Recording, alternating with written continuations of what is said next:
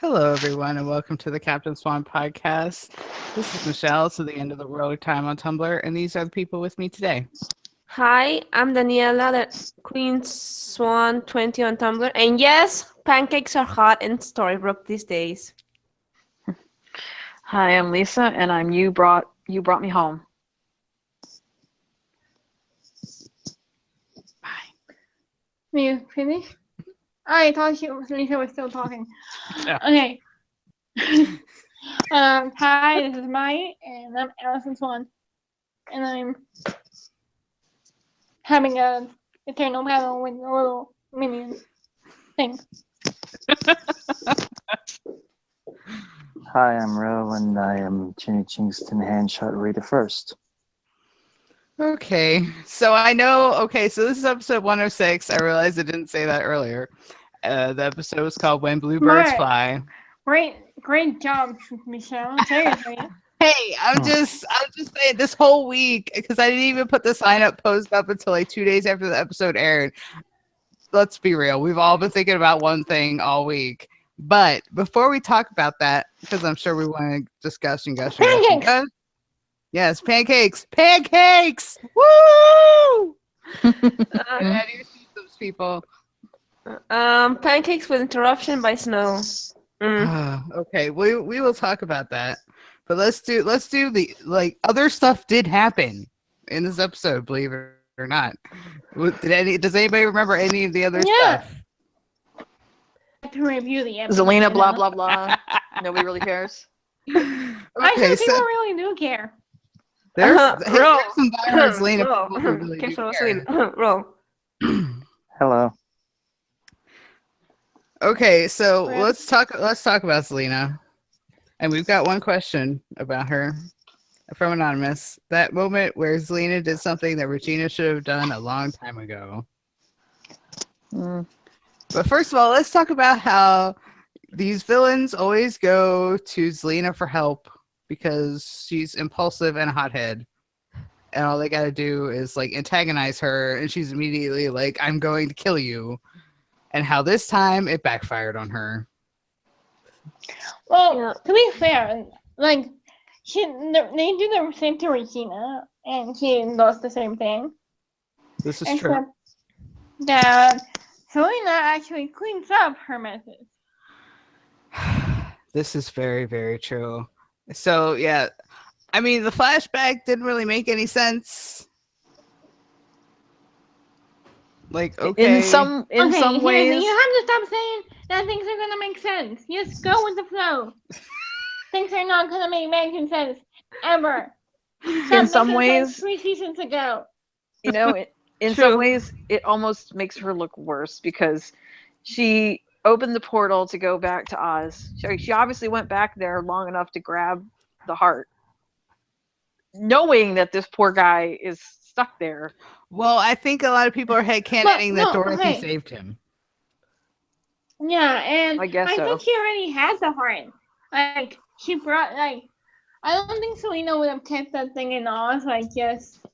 No, I think she absolutely kept it in Oz. That's what the cyclone was for. She said she summoned it from Oz. That's what the cyclone was for. Yeah, but I don't think that she kept it in the same place with the guy. No. I mean, she took it with her. Shannon's here. Yay!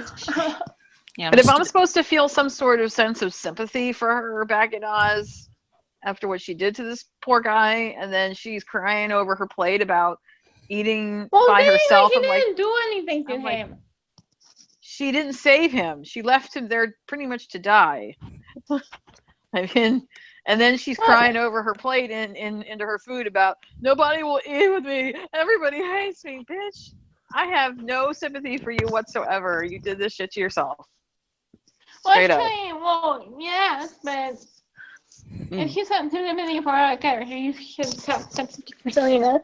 Because all he wanted was to fit in. And then she always wanted love, but she was never given the chance.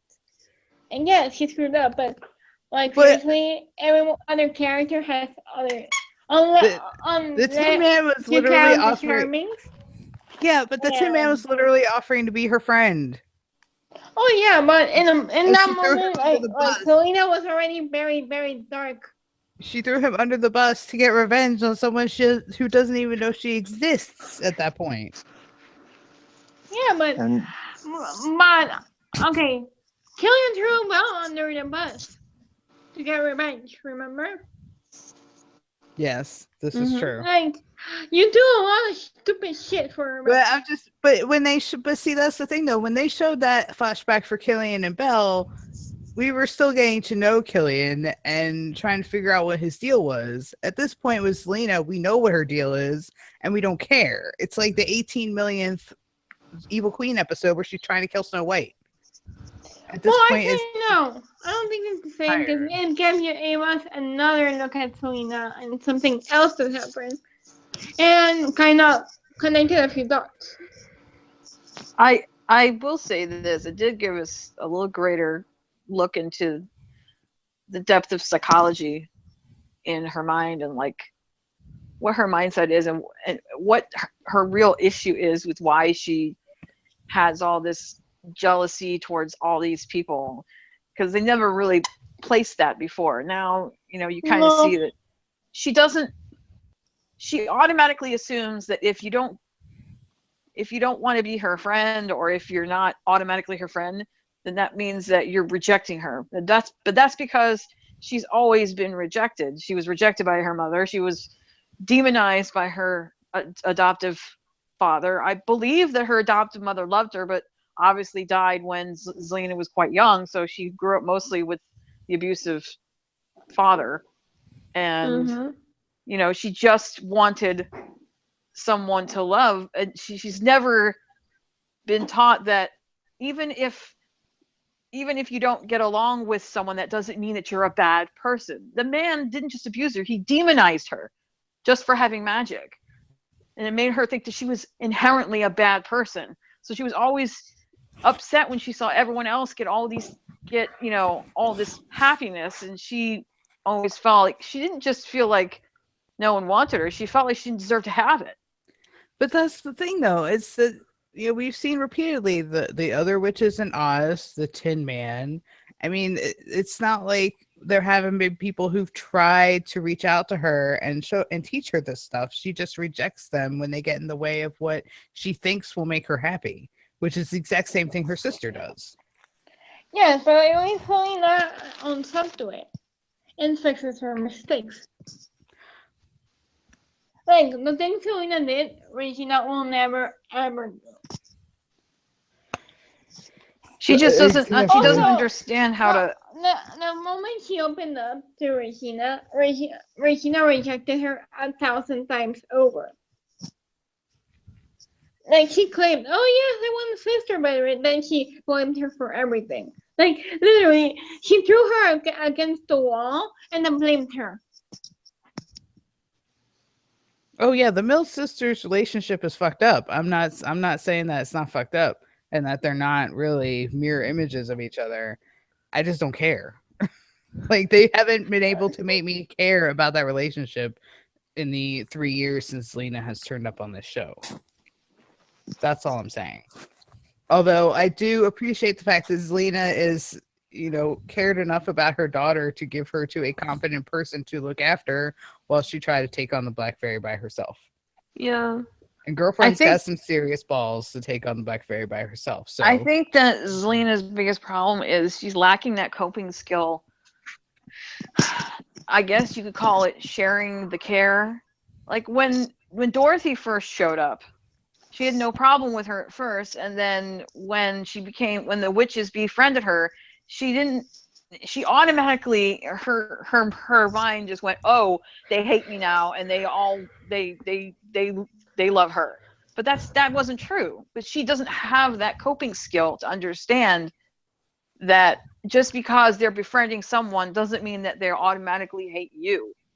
And that's because of the way she was brought up, that she's always been rejected. Yes, she never learned to share her toys. Yeah, she never learned to share, that caring can be shared amongst a group, that there is a such thing as family and friends amongst many. So automatically she loses her shit and thinks that nobody cares. But I guess now with the baby, she's learning more now how to share that. And then with her Regina, I will say that she made more of a sacrifice in that one moment, giving up her powers, than Regina's done the whole 6 years Hallelujah. on the show. I agree with that. I'm sorry. True. He was Because just chasing don't her know if tail, she'll and I ever- was dying. Because we don't know if she'll ever get it back. But she was willing. And she thought her magic was the only thing that made her special. But I think that I think if they explored her character more and gave her more than like one scene every couple of episodes, that there would be more. But they just don't give her enough. And it sucks because Rebecca Mader is so good. Yes. I know. Oh yeah. He's like in this episode and in the episode in the underworld where Selena gives up maybe Robin. God, she's so good. I mean, my problems with Selena as a character has nothing to do with Bex as an actress. Bex always knocks it out of the park whenever they give her something solid to work with. They just don't give the character enough to do because they just don't seem that interested in her. And then when they do give her something to do, it's usually mouth breathing in the background or being really just snotty. Mouth breathing in the background is Bagel. Or she's just being really snotty and abrasive and unlikable to the point where you just don't want her there. If they would make her a little more likable, it'd be easier to tolerate her. No, the problem is that she's related to somebody. And I hate when they relate people to other people because they really destroy their characters, making them relatable. All the villains in the past, Am I sensing a Black Fairy rant there, Shannon? Poor Henry and his family tree. This kid used to go on and on about how he didn't have any family at all. And now I'm like, you should have been happy that you didn't have family tree before. Actually, shit. No, I'm gonna correct myself and say no. She's related to Regina. That's the problem. And I don't like Regina's character, so I don't care anything about that. And that's all she associates with is Regina. Yeah, that's her pretty much sole connection to everybody else. So I feel bad for Bex because even though Bex kind of likes Swan and stuff like that, I'm like, yeah, but I hate that character. So you're losing half of a fandom for people who do not like that character anymore. So, well, it seems like she might be developing kind of a friendship with Belle. Nah. Not She trusts anymore. her enough. She trusted her enough to take care of her baby. That's a big deal. Mm-hmm. So Okay, I think there is a burgeoning friendship in there. Well, somewhere. Maybe, but that's they not. They don't give either of them enough screen time for it to develop. Right, like dumping your baby on Belle's lap is not screen time or development. That's just take care of my child. I'm busy going to this tunnel of crystals. Oh, and here's the other thing that this episode gave us a bit more insight into Selena as a person, but plot wise, it was pretty much filler because we discovered the Black Fairy's plot with the crystals and undid it in the same episode.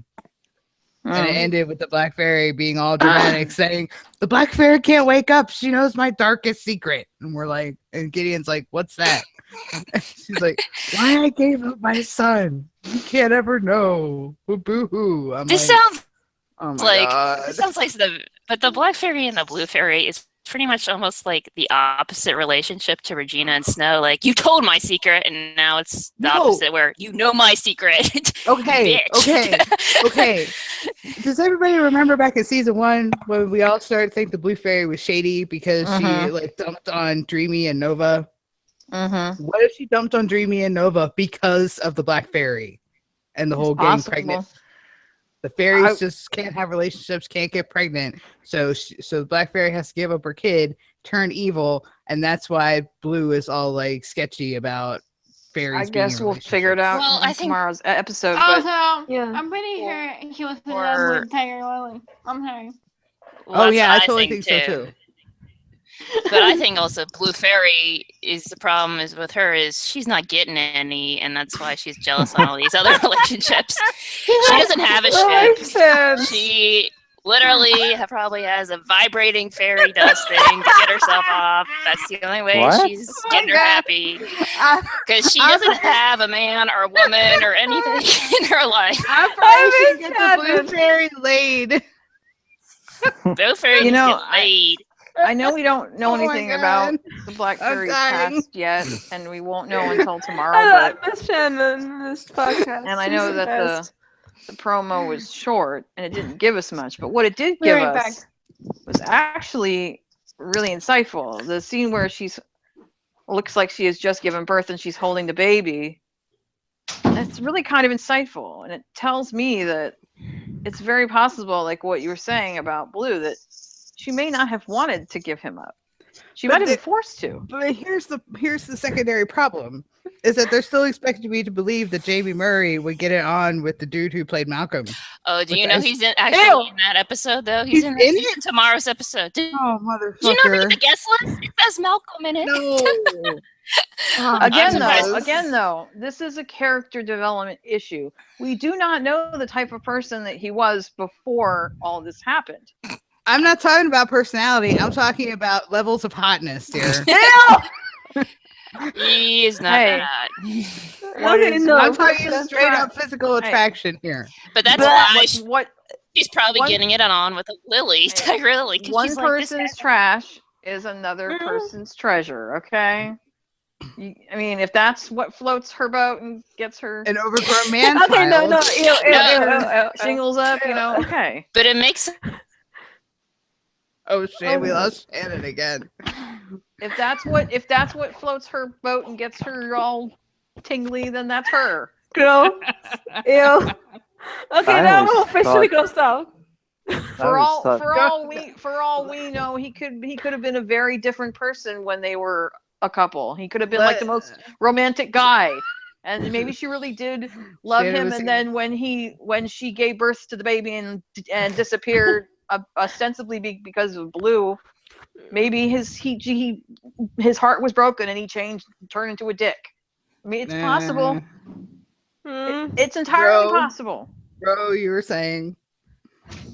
I always thought the most redeeming thing about Zelina was the fact that she was a Captain Swan shipper.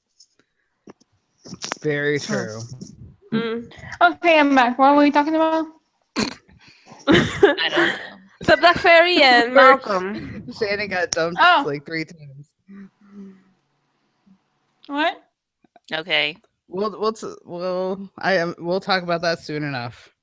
We'll have to. Well, without puking. Okay, Well, I so also think that it's good that Zelina also finally told Regina that she killed the man she loved for her. Yeah. why did it take 18 episodes? Because it's Regina. Anyway. Nobody gets to call her out on anything. Yeah. And I love that she calls her own. Like, I wanted to be your sister, and you keep blaming me for everything. I suppose they figured that she was not in the mindset to accept it, and then having Robin or anti-Robin, I guess, come in for that 4 or 5 episode arc The better Robin. gave her the Right. closure she needed to be able to accept what Zelina was trying to tell her. Because before that, she wasn't in the mindset. She was too bogged down in her grief and anger about losing him to understand what Zelina was trying to tell her. Regina is never been a person who's great at the 5 levels of grieving. Okay, she Yeah. like sticks in Yeah. one. She sticks in one level for a long time. Okay, so does anybody else have anything about Selena? No. Yeah. Yes, bro. Well, obviously, this was filler, but I don't think it was that bad for her character because she just needed to get to this point where she's cool with everybody now. And I think that's just going to end with her content with the fact that she doesn't have her magic. She has a semi-okay relationship with her sister, and she has her daughter now. So maybe this is just closure for her character, since she probably won't get a lot to do in the finale. And I don't think Bex has been as wasted as Sean was while he was on the show. Well, also, Bex is miles a better actress than Sean will ever be. But Zelina's character is more outgoing, though, I think, than Robin Hood was. Yeah. Robin Hood was mellow and kind of he didn't have No, that. but I've seen Sean acting. I know, but like I'm just saying that Zelina she's in your face more than. Actually, please do not judge Sean's acting chops based on this one role, because I have seen him in other things, and he is a very good actor. He's going off of what he has to work with. They didn't give him a lot of meat. If you've ever seen, I've seen other things. If you've ever seen not songs for Amy, he is really good in that movie. Like really good. Okay. We're not here to debate people's acting skills. Yeah, exactly. I'm just saying they didn't give him a lot to work with, you know? Okay, so I just really love the fact that Bex was brought back to the show and got to work with everybody again, because she has this great energy about her. So when she came back as a regular and got to go to Comic-Con with everyone, it just like I say, just her mere presence has always been a lot of joy for me in interviews and all that, because she's just awesome. She has a lot of good one-liners. So, in the sassy thing, where it's sort of like you don't hate her when she does it either. It's sort of not like Rodrina, where you're like, just shut up. It's more like you have some sass to you that I kind of think is funny and enjoyable. So, yeah. Okay. So, we've got a question Well, yes, here. I agree with Ro that this felt like closure for her character. Mm-hmm. Okay. So, this next question is about snowing, and it's, potential spoilers / speculation. So, since nothing is official, so please. Spoiler! Yes. It's from Anonymous. Not to sound emo, but if this is the last season, we will see Mary Margaret's apartment, since Snow and Charming are moving into their own house, and it's Gosha's last season as regulars. That's more of a comment than a question. So is anybody gonna miss the loft? Not particularly. They don't use it very much anyway.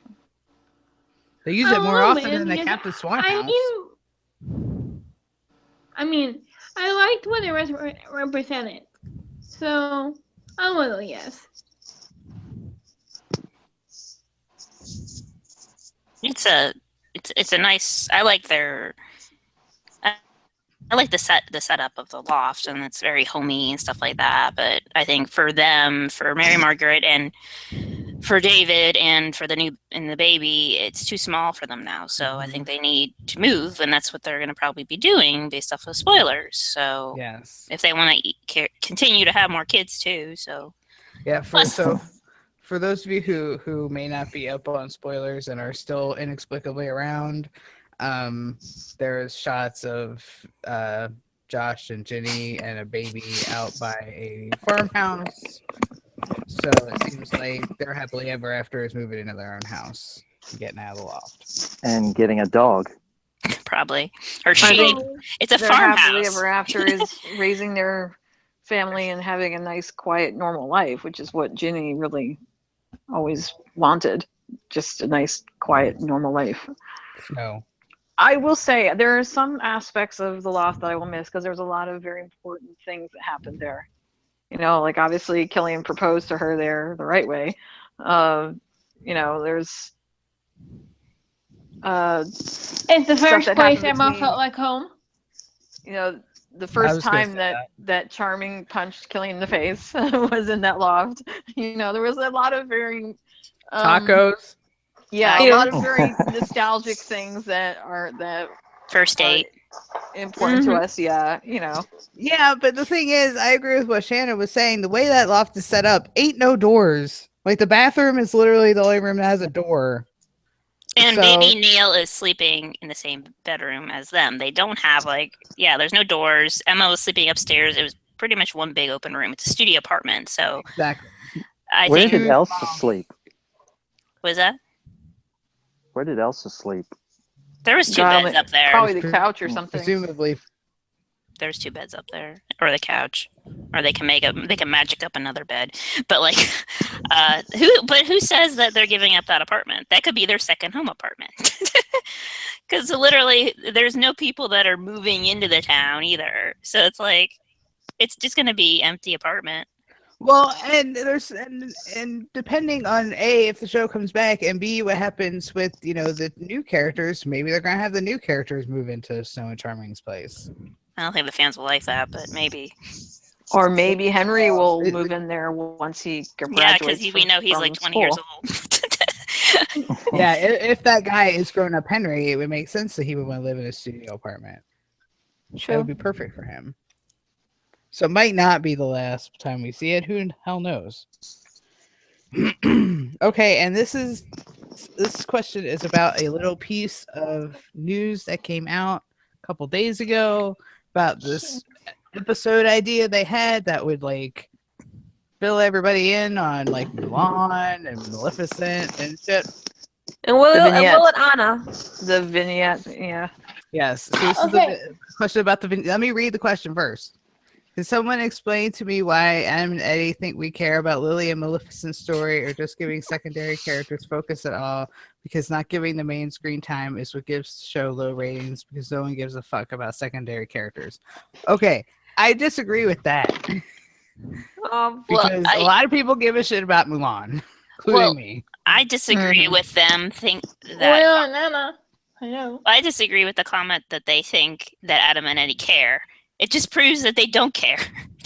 They don't care about those characters because they're not coming back. They just pretty much said, "Yeah, we don't care about those characters. They're not coming back." I mean, how many times did they tell us that they were going to get back to Lily's story and tell us who her dad is, and we're never going to see her again? Mm-hmm. Pretty much, they want the fans to take the hint that stop asking about them because we really don't care about them anymore. They went away and they're living amongst the townspeople somewhere. You don't have to fill in every kind of, backstory to Lily going to find her dad. That's probably, they really should have just ended it there and then pretty much be like, I'm going to find my dad, and then she goes away. I mean, poor Mulan's stuck in Oz with Munchkins. Yeah. Let's get Mulan out of Oz. Well, I think Jamie Chung did an interview recently that she would like to come back. If there's a season 7, yeah. Awesome. If they really want to settle this, what they could do is when they do the season 6 DVD set, they could have I don't mini know, series, like a 10-minute, or like a 10-minute short thing where they just have a vignette about what happens to Lily and Mal, Will and Anna, Ruby and Mulan, Dorothy, just those few little stories that, because I mean but obviously they've noticed that people continuously ask them these same questions every time that they get a chance. What happens to Mal? Is Mal gonna be on the show? Is Lily gonna be on the show? Is Mulan coming back? They've noticed. It's just that they, as Eddie had said, there's just no place for them to fit it in. Or there's no place for them to fit it in because they're too busy trying to cram in their inane plots. Right. Or instead of doing... Okay. I'm the only person here that cares about Anastasia. Or at least... now. No, I care. Or at least cares an insane amount. Yes. I'll give you that. I have mixed feelings about this. Because at one point I want to know that they ended up happily ever after. But the other time they revisited her, they fucked up with Will. So it's I don't know if I want them to touch my babies again. Exactly. If my right now my headcanon is that they're ruling in Wonderland and they're happy. Yeah. And they have dinners with Cyrus and Alice. Alice, I forgot. And Alice, and they, all four of them are really happy. I mean, I kind of agree with that too. That I'm kind of at the point now where I don't want them to bring anybody else back, and I just want to get on with Well, the I think- business of the matter at hand. I think what they did, they fucked up there when they said that, the timeline, they should have placed Will Scarlet in the timeline that matched within the story of Once Upon a Time in Wonderland in the middle of that whole thing, opposed to at the end.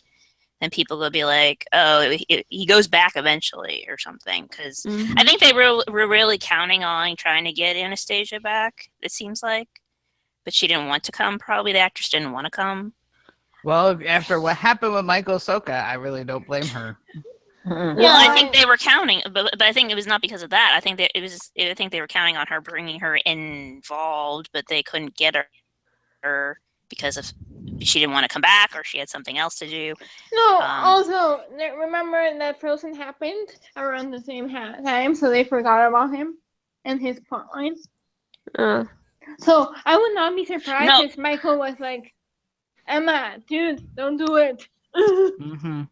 Well, I was hoping that instead of Merida coming in, I was hoping Anastasia would be the sort of the replacement of that. If when Emma became the Dark Swan, the person she met in the Enchanted Forest or whatever, I was hoping would be Anastasia opposed to Merida. Nope, gotta get into but that never Disney movies, happened. man. Yeah, but I think the way Yeah. they should have wrapped this up, all these secondary characters and what happened to them, is to do a graphic novel like they do with all the other Regina shit, where we have to know a million pieces of her backstory with 2 Regina books. How about you just make a graphic novel about those characters? That's true. And Yeah, they could do that. And that and- way, if you don't like it, you can say it's not canon. Yeah, Yeah, and also you would avoid having to pay the actors to come in for just right. a They're small expensive. DVD. Yeah, I I like just to think that Lancelot and Guinevere eventually got together back in Camelot. yeah. Please, someone tell me that poor Guinevere's curse got broken when Arthur died. God. Please, I'm pretty please. Yeah, sure that's because so she fucked seemed. up. I mean, when she went back through the door, she seemed, happy and not cursed. Mm. And then But they got never married, confirmed and it. they fucked all over it on Oh, Arthur's share. Camelot? Yes. No, they fucked especially on Arthur's share. And Okay, Arthur's okay, throne. now Yes. we're going there. Yes. This is why pancakes have And affected us Arthur's the entire bed. week. In Arthur's room. Now my mind is I need brain bleach or something. Okay, so does anybody have anything else on the non-CS related parts of the episode? No, also, and I'm imagining that Dorothy is not Mulan. I mean, that Dorothy wasn't her true love, and that it was actually Mulan and Ruby, and they're happily ever after. Well, that's debatable. No, Mm. not debatable. Okay. Ruby and Okay. Mulan love each other. Well, I saw the episode. I don't know. Uh-huh. Yeah, Ruby's you taste in really women do. is not that great. Uh-uh. All right. Okay. All right, I'm just gonna read them all. Because we got 4 happy, obviously, questions about the scene. Dun, dun, dun. What scene? The only scene that fucking matters. Pancake. Okay, so these are all from Anonymous. So I think after this episode, which is great, CS is banging. Well, duh. Second and question for the next podcast: what was your reaction to the pancake scene? Question for the next podcast: how do you like the pancake scene compared to the couch scene? And then question for the next podcast: first and most importantly, what did you think of the pancake scene? To add, seeing that we are all still in the dark about the show's future, do you think it's the closest we're going to get to actual CS sexy times? Mike, can you go first? Yeah, so what did everybody think? Me? Go ahead. Yeah. Okay. Okay, that's a lot of questions. Okay, first of all, I like this scene a lot more than the cow scene. I wasn't against the cow scene, but this scene Thank you. Sorry. Thank you. I suspect you liked it for the same this reason I scene- liked it. I mean, this scene was like the perfect mix of sexy and cute. So, and I feel like that explains them perfectly because they kept it vulnerable, like adorably cute and horribly sexy. Mm-hmm. And So I like think they find the perfect medium, and I think this scene was like the perfect medium. I And realized why obviously- that was. Yes. Because the scene was written by a woman. And No. Adam and Eddie wrote the other scene that had the fuck all awkward dialogue. Sorry, I'm okay. I'm sorry, the pancake, and it felt more realistic. Like I have to go get a bracing shower now. But let's cover some shit. They fucked last night. They were going Like, to the night fuck in the before. kitchen. Like They were fucked, going they to banged the fuck- night before. They banged that morning before she went to make the pancakes. He inexplicably gets dressed because God knows he can't walk around shirtless in his own house. He comes downstairs and they were gonna bang again on the kitchen table. on the kitchen counter. Like not even on the couch, on the kitchen counter. She definitely was displaying the sex hair. Uh-huh. And I And will the live and sex die with the outfit, remember, headcanon she that was that was wearing his a robe robe. she was wearing. I mean, I she know. was wearing an actual robe. But black is not Emma's color. When he walked into Every that color is scene, Emma's color. I swear to God, when he walked into that scene and I realized he was not wearing his jacket, and not only that, but the vest was open, I was like, oh! Yes, My heart literally that's first stopped. thing I was like, oh my God, First he's thing I jacketless! Oh my God, he's jacketless finally! Jacketless in his own house. And the vest is unzipped. Not only that, Mhm. but okay, I know that he wears only like so many buttons, but this time it was buttoned even lower. Oh So yeah. I don't think he had finished buttoning his shirt either. No. No, he So probably there's- woke up, realized she was gone, went, what the hell, put on some clothes, and wandered downstairs, and then she's standing there over the stove wearing only a robe. No wonder he like was all getting all frisky with her. Because the chest hair was definitely flying free. Definitely flying free. And they both had sex hair. Like seriously, both of their hairs, it was the must sex look. The other thing that was kind of cute about the scene was, at least after Snow came in, I have to give Colin props for how hard he worked at trying to hide his other boner? arm. Maybe that, but no. I was gonna say that. Not Colin, Killian. No, I am actually talking about Colin. Oh, That I know. through a mixture of camera angles and Colin's very good acting work, he was doing the best he could to hide his arm, his other arm, so that you wouldn't be able to see, the obvious prop that he's wearing.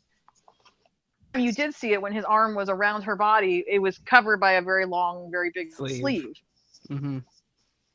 And I'm like, you know what? If you can do the camera angles like that and his good acting chops to, hide it, this dude can go with a t-shirt, okay? It can be made to happen.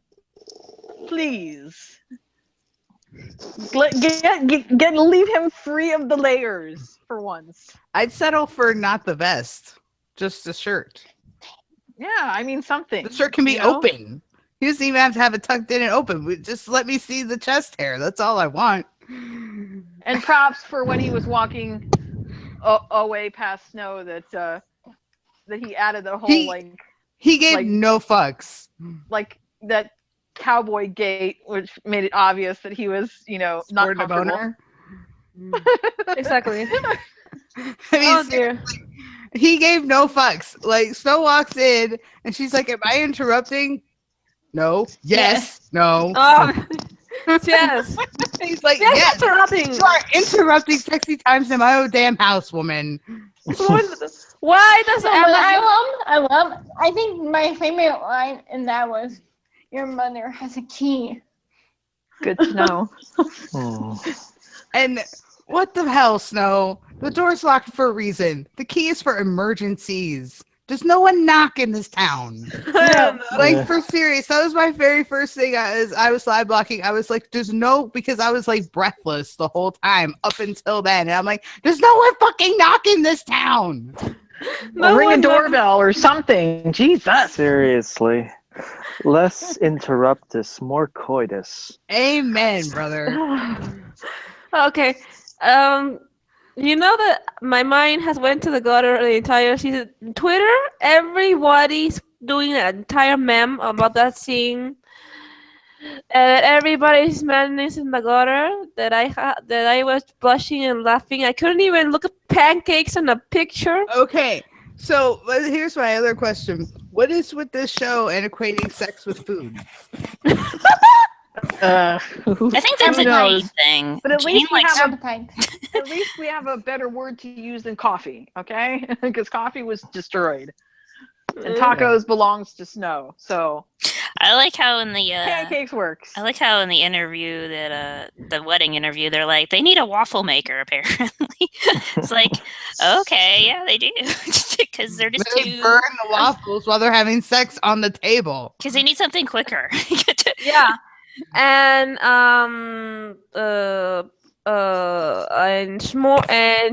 shawarma for Rombell and chimichanga for Golden Queen. Can we talk about how Emma just gave no fucks and just went for it? She's like, fuck this. This is my house. This is my hot pirate. We're engaged. We're in love. We're having sex on the damn table. Right now.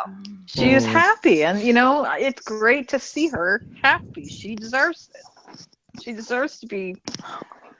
Well, that's what In she love. said. She's like, I'm just so happy. That's what she said to him. And all Also, bow can we- down can to we the talk about that amazingness moment? that is Bridget Hales for I writing mean, that I know scene. we're all talking about the sexy times, but can we talk about how special that moment was when she goes, "I'm happy." And you didn't expect that, and he goes, "I know, me too." These two are two people who deserve happiness more than anyone else, and have gone through miles and miles of excrement. Yes. Some Yes. of which is Over the the writer's years. creation. Mm-hmm. Okay, can I ask you one thing? Did anybody know this? Did anybody want to know where Emma's hands went when She they was were going for the kidnapped? zipper. Okay. She was totally going for the fly of his pants. Oh my God. Girlfriend was getting her some. I can't believe that happened. I was like, is this happening? Am I dreaming? I like that she was the Well, one who she was was more one- aggressive. That's what I just said. Every That time they she do was one the of one these, who pushes him. And every time The they do table. one of these full body shot type kissing scenes, I notice that when Jen trails her hand down his torso, she has to remind herself not to grab his ass. She's always going towards his ass, and I she has to know. remind herself, I'm okay, so I upset can't do that. that this show is on ABC, because if this show is on a premium channel or cable, the ass grab would have been happening. But Yeah. I think we can surmise that Emma is an ass girl. Yeah. Yes. And she totally thinks the posterior She likes that booty. She was about to. She after almost the did that. pirate booty. She almost did that during the couch scene, and she's obviously she was about to do that on the kitchen table too, but Snow showed up. So Hmm. But yes, I appreciated well. that. And thank you for whoever idea this was to Bridget remind Hales. us Bridget. that Captain Swan is not a sexless couple, that they are very, very, very in love and very, very into each other, and they want to have the sex, because the Yeah. relationship this show has with heroes and sex is really annoying. Yeah. I mean, I Jane, deserve Jane to might get be laid. our Uh-huh. Jane might be our Captain Swan writing queen, but after last week, Bridget Hales became the princess. Yeah. The princess of Captain Swan writing scenes. I just like how Her when Twitter Snow blew walks up. in. Give her that much yet. Her It's Twitter really the one exploded nitpick she with does. with pictures of pancakes being drenched in syrup and butter after this. Mm. I just like how, like, after Snow walks in, that she just keeps touching him and caressing the arm, and just like, she's just not ready to keep. And then she kisses him on the cheek, and just like, "You're sorry, Mom. I might not be taking off my robe, but I'm still going for more." And he squeezed her hip before he left. I like how he whispered to her, where he thinks only she can hear the bracing shower remark. Maybe she'll join him later. God, I hope so. Please, the shower sex is dangerous. And I appreciate. Okay, I think she did because they were very happy at Granny's. Yeah, and we don't know how long it was between. We don't know how long it was between the end of the scene in the house and the beginning of the scene in Granny's. Exactly. So it could have been like an hour later or something. Where they also they were literally touching each other every single moment of the app. So those two were making out like teenagers. There were only 2 scenes. I counted them. There were only 2 scenes where Captain Swan was not touching, and in one of them, Killing wasn't even in it. There was the second scene in the sheriff's station because they were on opposite sides of the group, and then the scene where Emma was in with Regina and Zelina. Those are literally the only 2 scenes where Captain Swan were not touching. Yeah. So I mean that shit in Granny's was so like amorous that I swear if they hadn't been in Granny's, they probably would have been, or if her parents hadn't been there, they probably would have been like all over each other on top of the table. Henry just needs to move in with Regina for a while. Yes. Probably. Thank the Lord. I mean, he needs to stay there for like a couple of months, let them get out of their system. I mean, a little bit. Boing.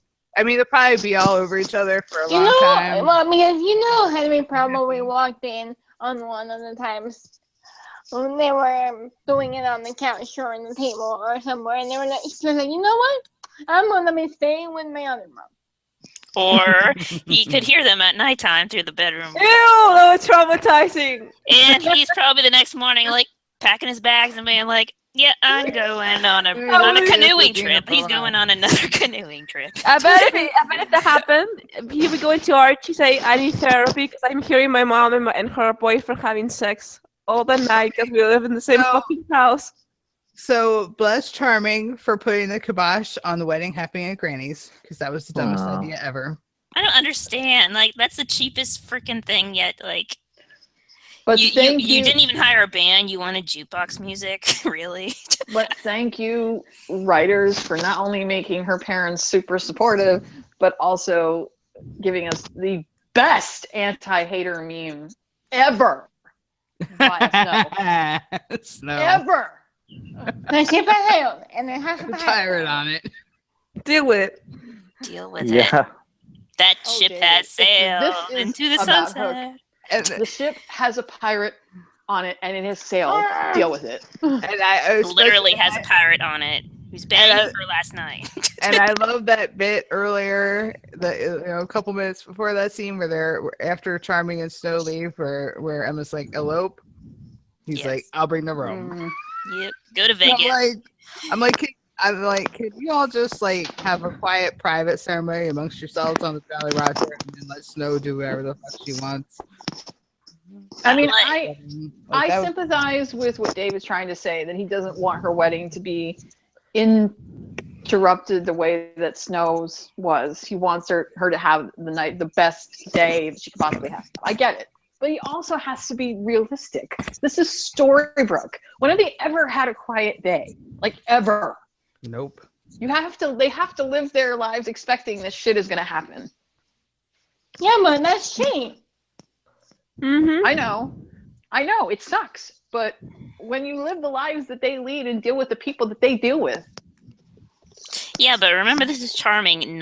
Everything has to be perfect for his little princess girl. Well, they've lost the chance to be there for her in so many other moments.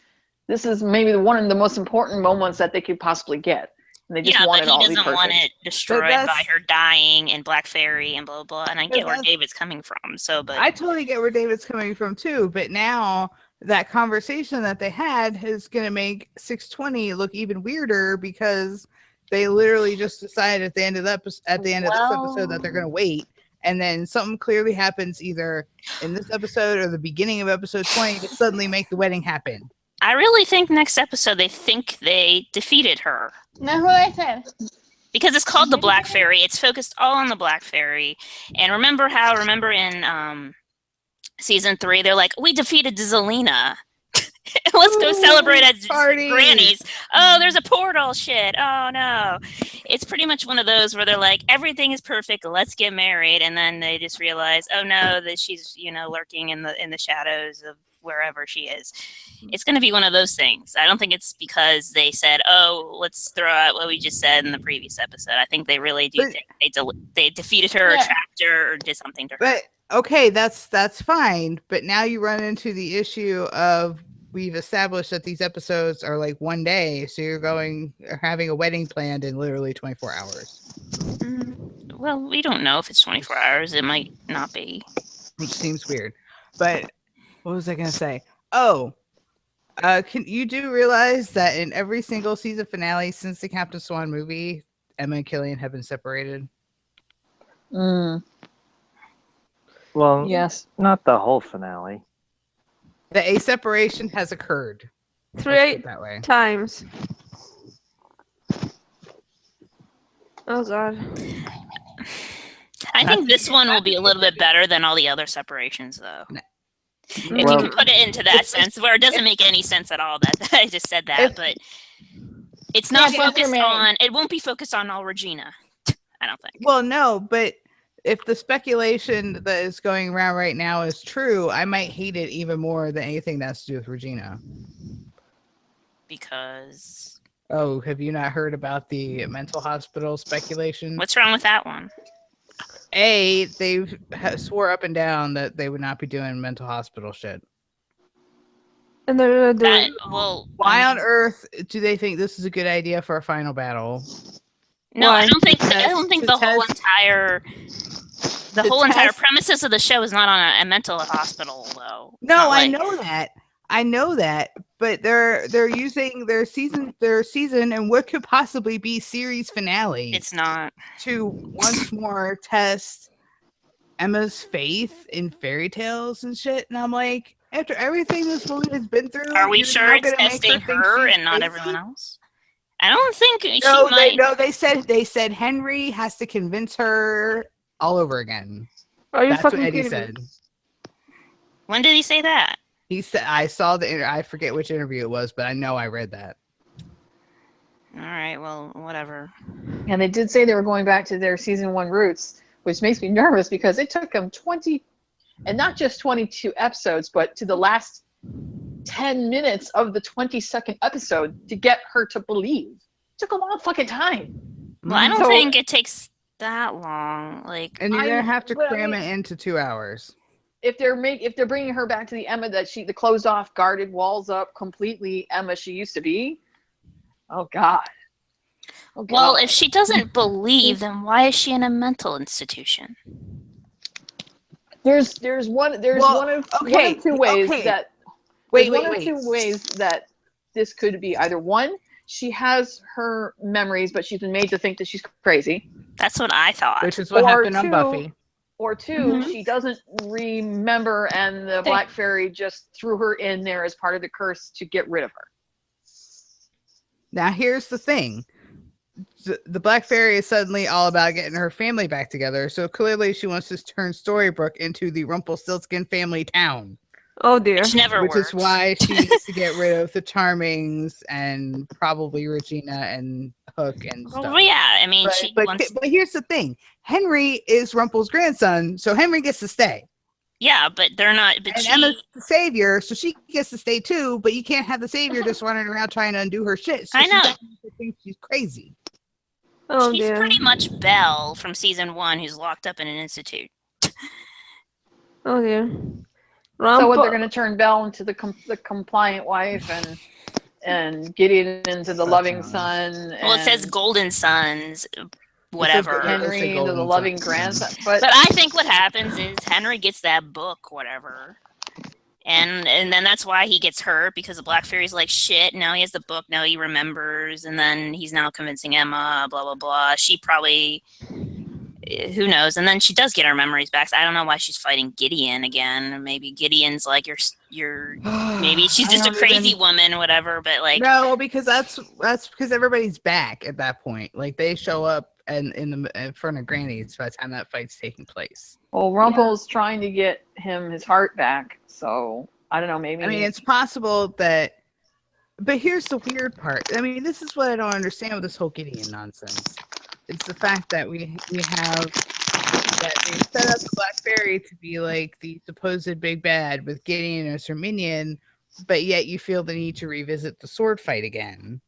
Yeah, I don't understand why they have to do that. No, and I guarantee you it's just solely for the parallel of having Henry save her again, whatever. Which doesn't make any sense again. The only way I will be okay with this, because Lana was implying sort of that the reason they're singing in the wedding, in the musical episode, the reason why they're singing is because of a spell. If a Captain Swan True Loves Kids breaks that spell, I will stop complaining. But about Henry. But if they don't, and they use Henry to save Emma after all this time, I'm gonna be mildly irked. Apparently, Emma's the one who causes the singing, I think. Is the way that interview went. Eddie and Adam said in an interview is the reason why it's all focused on Emma, remember? So it's the reason why is she doing this and all these singings and stuff like that. But I don't understand why in the flashbacks they're all singing, though. Yeah, that's what I'm saying. That I don't understand any of this. Me neither. And as we were discussing before, maybe it'll make sense when we watch. Like what we were discussing before, the timeline doesn't make sense either, because if they have Killian meeting her parents back in the past before she was born, which should be interesting. That makes no sense. As Mai was saying, go ahead. Lisa. Yeah, it could be an editing I'm pretty sure snafu. they're not in the same scene. The people dancing around Snow and Charming in the tavern aren't pirates, is what she's saying. It might just be regular folks. Oh, okay. Yeah, it's true, because when they do these promos, they tend to edit things in a weird way. We all thought that there was gonna be some other shenanigans and earlier in the season, and it turns out it was nothing. Or like to briefly use an example from another show, last week's Supergirl promo made it look like Lena was gonna find out that Kara was Supergirl, and it turns out the scene had nothing to do with her.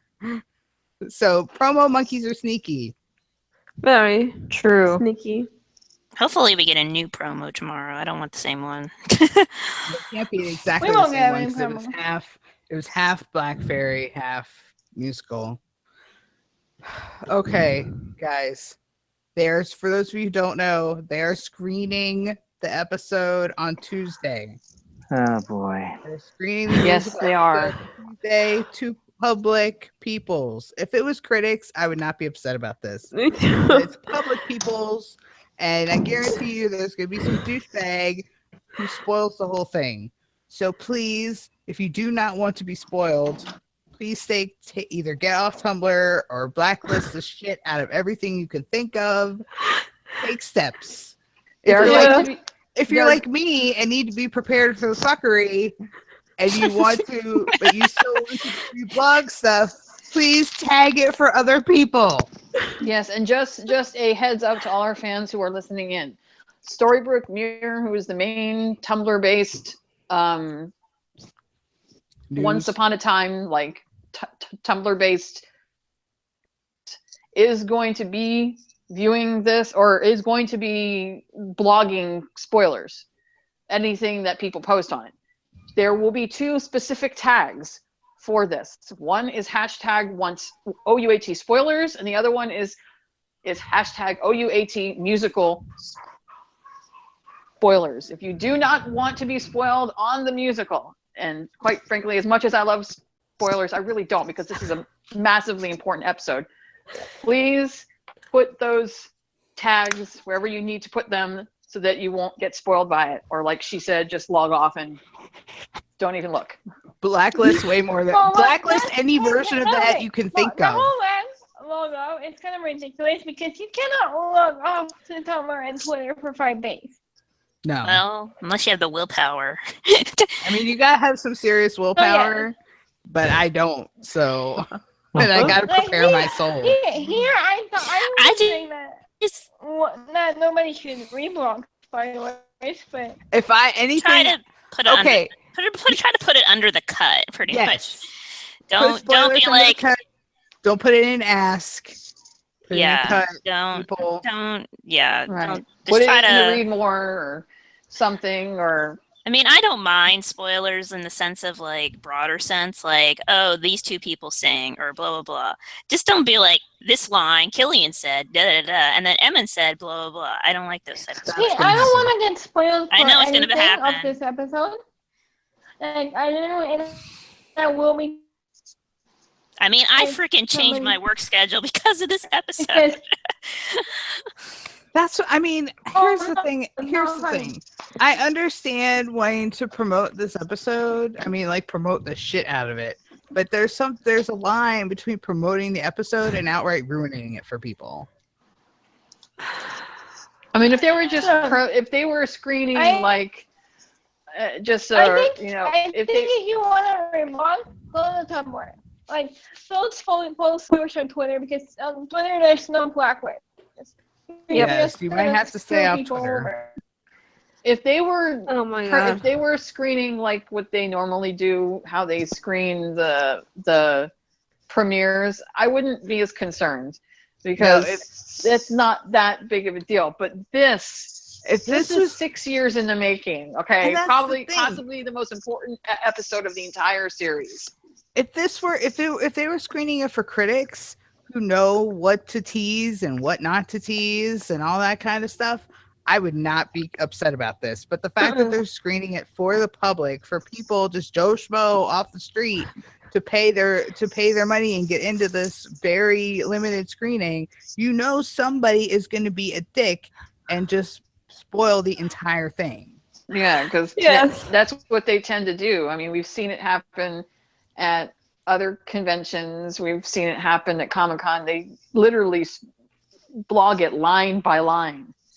And I don't think any of us would want to I think we all want to be pleasantly surprised, hopefully, by what this wedding will be, you know. Well, what is the screening limited to, like, what, 100 people, they said? Yes, they said the first 100 people that respond to the email ad will get an email response with the details. And I'm certain that more than 100 people did, but Well, I'm gonna hope that what I probably will do is I will not like look at all that stuff, but hopefully I can get into because you know that the big media outlets, ET and all them, they're gonna be doing stuff too, though.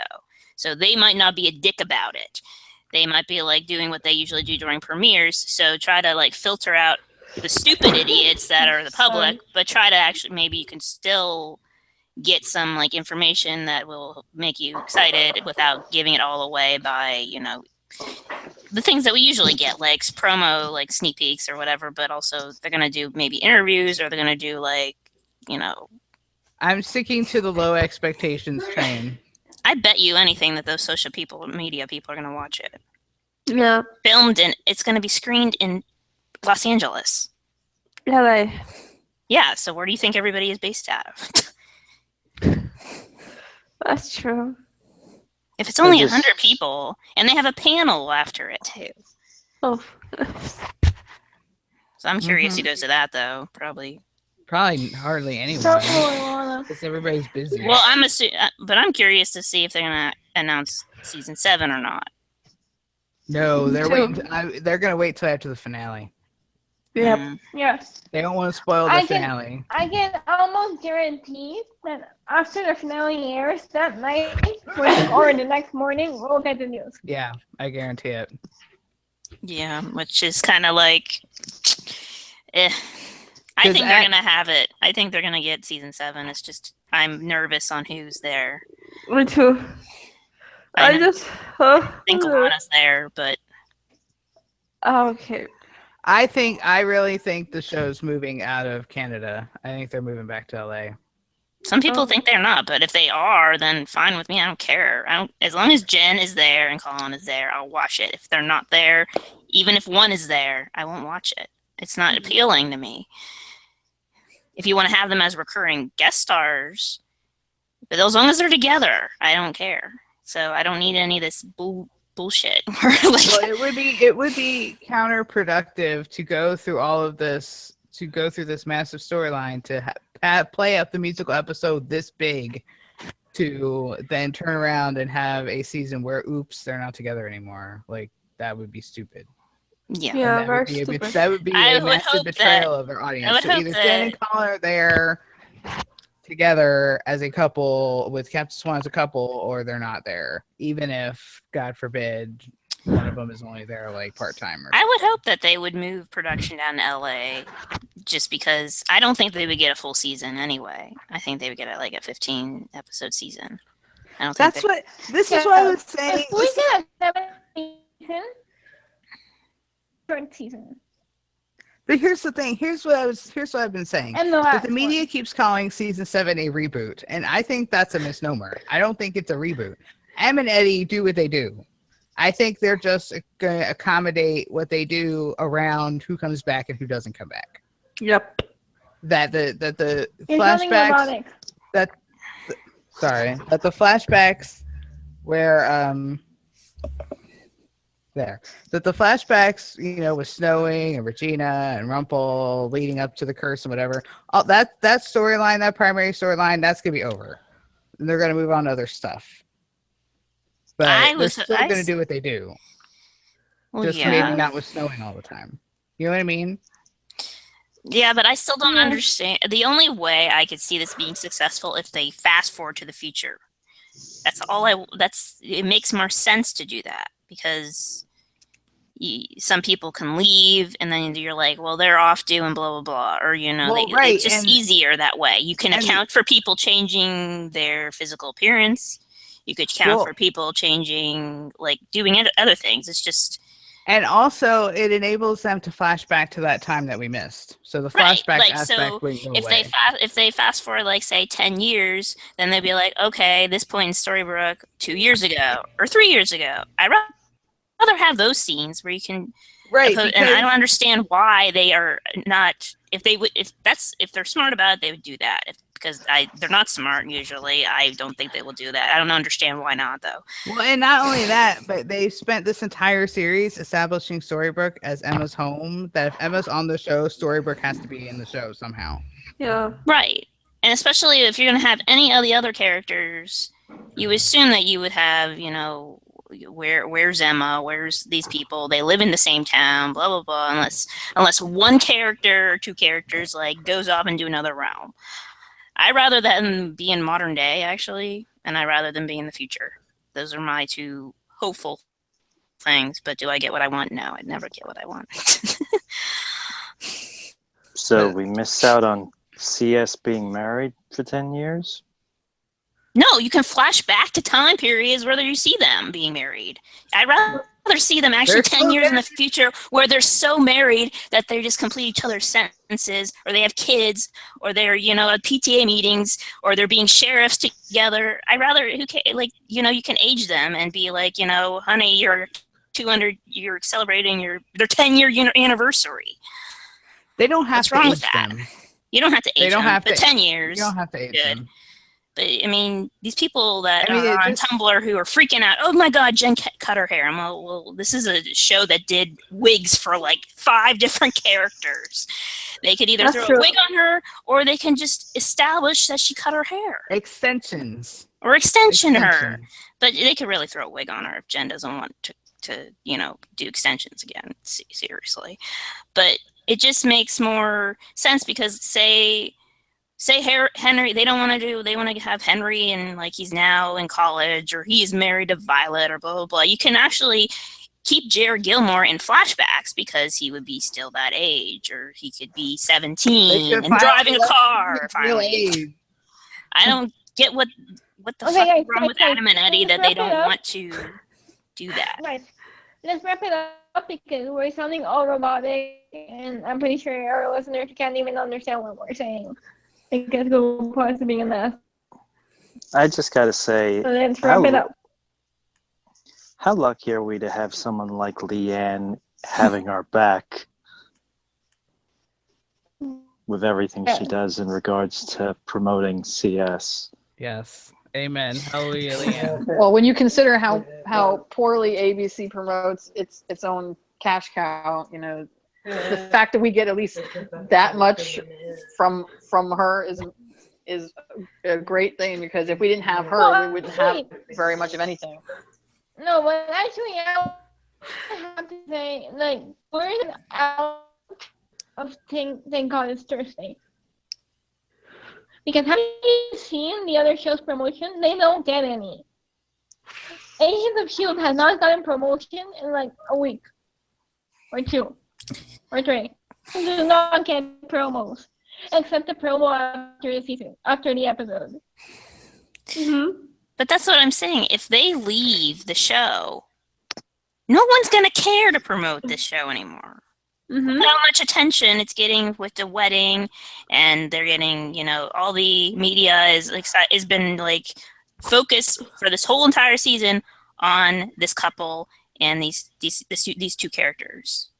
It's obscene. Like, it's just like it shows who has been dragging the show on for the last couple of years and what couple has been doing that. And I know people love snowing, but I don't see that. You don't get that much attention. Well, look at how many articles get published. You might have an article here and there about Regina, or an article here and there about Gold, but Killian and Emma, like, you might get 5 articles just on what's going on with Captain Swan in a week. Okay, dude. Articles that don't even have anything to do with Captain Swan use Captain Swan pictures. I know. Exactly. What does that say? If ABC is not getting the picture with this, and then I don't understand them. I don't understand they wouldn't have another season without them. ABC has been doing 10 promos per minute about the wedding. Trust me, I think they know. They even had a promotional article with Colin for an episode back in season 5 that he didn't even have anything to do with. I know. Okay. They know. Hey, we're just repeating ourselves right now, so. Yes. So yay pancakes. Yeah. Has Captain Swan banged yet? The Tumblr is happy. Because banging is confirmed. Yes, we now have official confirmation that they have banged, not that there was ever any doubt. And that they would bang against other things and other objects, and other rooms, not just bedroom. Yeah. That they are doing it all over the place. Also, exclamation this quirk. Please no. They christen that kitchen. All right. Does anybody have anything else about this episode? Well, as far as fillers go, it really wasn't that bad. Yeah, it was good. I liked it a lot. It's getting better throughout as the episodes keep going. So yeah. And I like the CGI with the lion. I was going to talk about that. Yes, that was actually really good. I was impressed. I like that even in the last season they brought back the we haven't gotten to them. Yeah. Okay, so and that's all. So we're gonna wrap it up. We'll talk to you all next week, where we're eagerly and we love you. Yeah, so we'll be eagerly anticipating the wedding. And no, there will not be wedding spoilers on the episode. We're not good to know right now. Even if I spoil the shit out of myself, I will not spoil it for anyone else. Me either. Mostly because I will kill her. All right, so we'll talk to you all next week. Bye. Yeah, somewhere over the rainbow, where